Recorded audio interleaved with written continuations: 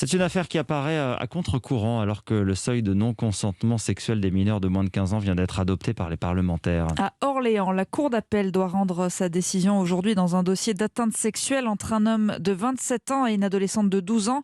En novembre dernier, lui avait été condamné à 2 ans et demi de prison en première instance et Marion Dubreuil, la justice n'a pas retenu la contrainte ni le viol.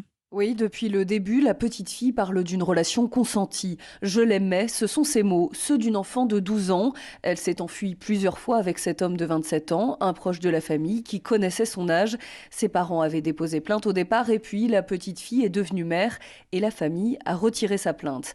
Marie-Paul Carré-Lebas de l'association France Victimes a été désignée administratrice ad hoc par la justice pour représenter les intérêts de la victime malgré elle. Il paraît difficile de concevoir qu'une enfant de 12 ans ait pu volontairement consentir à une relation avec un homme de 27 ans jusqu'à en avoir un enfant. La différence d'âge aurait dû laisser penser qu'il y a eu ce qu'on appelle en droit la contrainte. Peut-être qu'une autre qualification aurait été souhaitable pour lui faire prendre conscience que cette relation ne pouvait pas être souhaitée de sa part. Alors même que l'acte de pénétration était établi entre ce majeur de 27 ans et cette mineure de 12 ans, ce dossier n'a pas fait l'objet d'une instruction. S'il avait été poursuivi pour viol, le prévenu aurait été jugé aux assises. Il aurait encouru jusqu'à 20 ans de prison contre 7 ans seulement pour le délit d'atteinte sexuelle. Marion Dubreuil du service police-justice d'Europe.